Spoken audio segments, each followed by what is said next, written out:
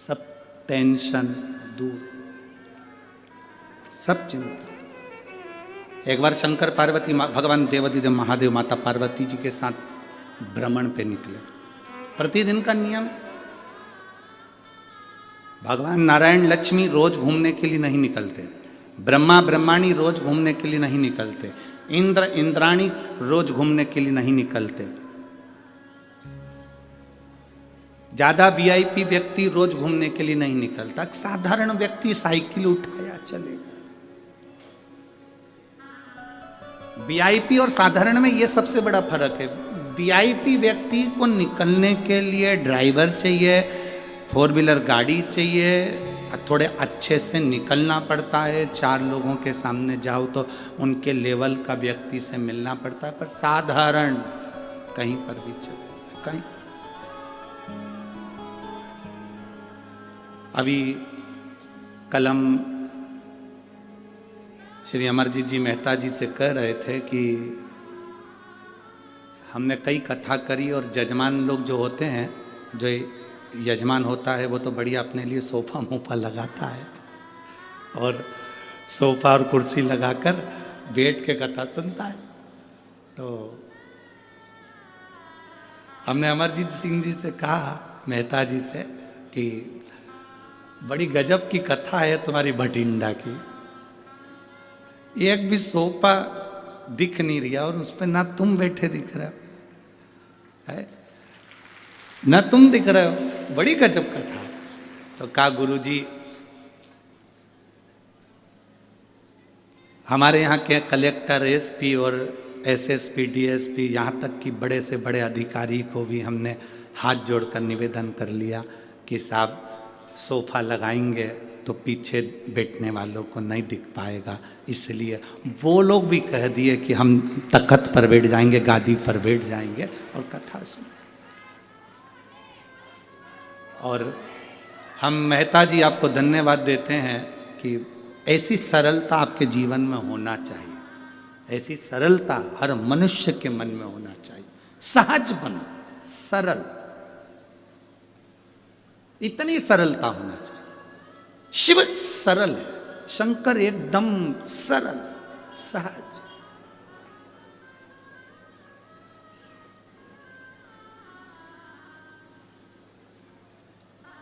जो वीआईपी रहते हैं वो कभी कभी निकलते हैं। आप में से जितनी भी वीआईपी माताएं बैठी हैं, सब्जी लेने जाना, कभी कभी जाओगे, बहुत कम जाओगे। और तुम्हारे पास में एक रहती है, उसने झोला उठाया, पैसे रखे, पहुंच गई। भिंडी क्या रुपए किलो है, आलू घूमती फिरती झोला लेके आराम से सब्जी लेके सबसे मिल के आ गई और भी आई।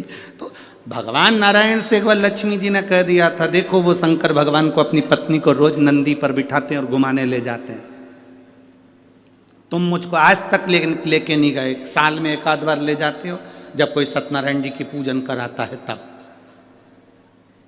उसके सिवाय मुझे लेकर नहीं जाते। भगवान कहने लगे क्या चाहती है, मुझे घुमाने लेके चलो। भगवान ने कहा चल अब भी चल तू। लक्ष्मी जी बोली अब भी आई। जो लक्ष्मी जी तैयार होने गई, शाम हो गई, संध्या, 8 दरवाजे द्वार बंद करने लगी, खिड़कियां बंद करने लगी, रात हो गई। लक्ष्मी जी आके बोली अब तो अंधेरा हो गया, अब कैसे घूमने जाए। भगवान शिव नारायण ने कहा फिर अब कल चलेंगे। परंतु लक्ष्मी जी ने नारायण से कहा मुझे एक बात पूछना है, आप उत्तर दोगे? हाँ बोलो। शंकर भगवान तुरंत पार्वती जी से कहते हैं कि चल, और पार्वती सारा घर छोड़ के नंदी पे बैठ के चली जाती है। एक बार नहीं सोचती कि दरवाजा लगाऊं कि खिड़की लगाऊं कि द्वार बंद करूं। इनको टेंशन नहीं रहता क्या घर का? भगवान विष्णु ने कहा घर होए तो टेंशन हो, और यहां घर ही नहीं है तो टेंशन क्या हो।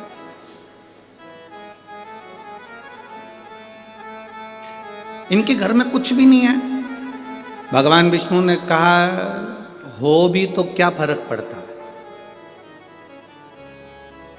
जब जाते हैं पति पत्नी घूमने के लिए, शंकर पार्वती जी गले से भोलेनाथ जी बाबा को उतार के दरवाजे पे छोड़ जाते हैं। जिसके बाप में दम हो घुस जा,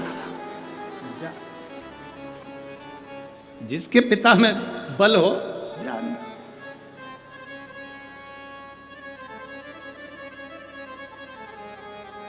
जितनी आसक्ति है हमारे पास में, जितनी आसक्ति, ये सब आसक्तियां हमको पकड़ कर रखती हैं। और जिस दिन हमने सोच लिया राम जी को खेत, राम जी की चिड़िया, बस सोच के बैठ गए अब तो जाना है, अब भी आई वीआईपी। शंकर पार्वती बिल्कुल ये वीआईपी है ही नहीं, इनको तुम वीआईपी समझना भी मत हो।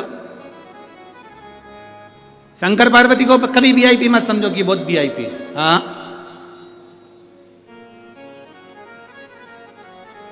कितने वीआईपी। आकड़िया की रोटी बनाई, काकड़िया की साग, पर से माता पार्वती जी पावे भोलानाथ, मन शिव रटोरे, और छोड़ दो कपट मन शिव रटोरे। आकड़िया की रोटी बनाई, काकड़िया की साग, पर से माता पार्वती जी पावे भोलानाथ, मन शिव रटोरे, और छोड़ दो कपट मन शिव।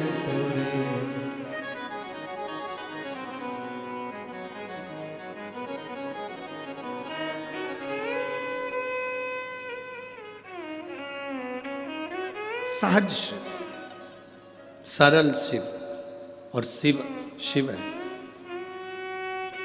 शंकर शंकर है। अड़भंगे हैं इनके भीतर। कोई एक लड़के ने मैरिज ब्यूरो बनाया और मोबाइल पे ही उसने शादी कराने का एक अच्छा ब्यूरो बना के तैयार कर लिया, उसमें नंबर डाल दिया। सगाई करने के लिए एक दबाएं,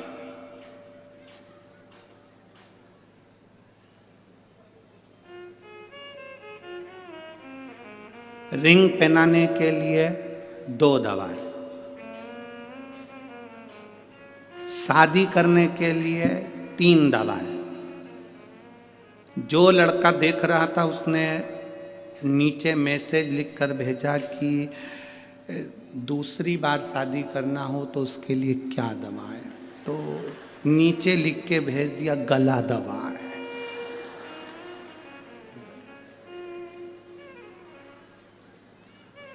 अब तो लिख रहा है कि दूसरी शादी करना तो पहली का दबाएं। सिर्फ अड़भंगे शंकर, अड़भंगे शिव शिव है, अड़भंग। दोनों घूमने के लिए जा रहे हैं। अब शंकर पार्वती जब दोनों घूमने के लिए चले तो शिव जी कभी खड़ाऊ नहीं पहनते, शंकर भगवान कभी जूता चप्पल नहीं पहनते, नंगे पैर। आपने किसी भी जगह पर शंकर भगवान के पाँव में खड़ाऊ नहीं देखी होगी। भगवान नारायण के पाँव में खड़ाऊ देख लोगे, ब्रह्मा जी के पाँव में खड़ाऊ देख लोगे, पादुका देख लोगे, राम जी की खड़ाऊ देख लोगे, कृष्ण भगवान के पाँव में पादुका देख लोगे, पर भोलेनाथ जी के चरणों में, काल भैरव के चरणों में, शंकर जी के चरणों में, महाकाल कुबेर भंडारी के चरणों में कभी पादुका चप्पल जूता नहीं देखोगे। नंगे पैर चलते, नग्न पैर। शिव जी चल रहे थे, पार्वती जी के साथ घूमते घूमते उनके पाँव में कांटे चुभ रहे थे, पत्थर चुभ रहे थे। पाँव में कांटे चुभे हुए हैं, पत्थर चुभे हुए हैं। पार्वती जी ने शंकर जी को हाथ पकड़कर बिठाया, बिठाकर कहा बाबा, भोलेनाथ जी से बोली आपके पाँव में कांटे चुभे हुए हैं। पार्वती जी ने कहा जरा पाँव ऊंचा करो, मैं तुम्हारे पाँव से कांटे निकाल के फेंक दूं। मैं तुम्हारे पाँव से एक कंकर निकाल कर फेंक देती हूँ, पत्थर निकाल कर फेंक देती हूँ, पाँव ऊंचा करो। शिव जी बोले नहीं। शंकर जी बोले मेरे पाँव में तो ढेर सारे कांटे चुभे हैं, ढेर सारे पत्थर चुभे हैं, तो इनको निकाल कर फेंकते क्यों नहीं हो? शंकर भगवान बोले ये मेरे पाँव में चुभ गए, ये मेरी शरण में आ गए। जो शरण में आ गया उसको अपने से दूर कैसे कर दूं, उसको तो मैं अपने पास रखता। ये मेरी शरण में आ गए, भले मुझे कष्ट दे रहे हैं, भले मुझे तकलीफ दे रहे हैं, भले मुझे दुख दे रहे हैं, भले मुझे चुभ रहे हैं, भले मुझे कष्ट मिल रहा है, पर ये मेरी शरण में है। और मेरी शरण में है तो मैं इनको दूर नहीं कर सकता। ये मेरी शरण में तो मैं इनको दूर नहीं करूंगा, मैं इनको दूर नहीं कर सकता। जो एक बार मेरी शरण में आ गया, फिर मैंने उसको छोड़ा नहीं है। भले उसने छोड़ दिया, भले वो कांटा है, भले वो पत्थर है, भले वो बेकार है। शिव महापुराण की कथा कहती है, जिसने जिंदगी में आपके भटिंडा में कथा चल रही है और आपने अगर 7 दिन में से एक दिन भी शिव महापुराण की कथा पंडाल में बैठकर सुन ली, तुम शंकर के होकर शंकर तुम्हारा हो गया। तुम छोड़ दोगे पर महादेव नहीं छोड़ेगा। तुम भले छोड़ दो पर महादेव नहीं छोड़ेगा। शिव तुम्हें पकड़ कर रखेगा। तुम्हारी दुख की घड़ी आएगी, तकलीफ की घड़ी आएगी, कष्ट की घड़ी आएगी, मेरा शंकर तुम्हारे पास में खड़ा मिले। एक पत्र है, देखिए।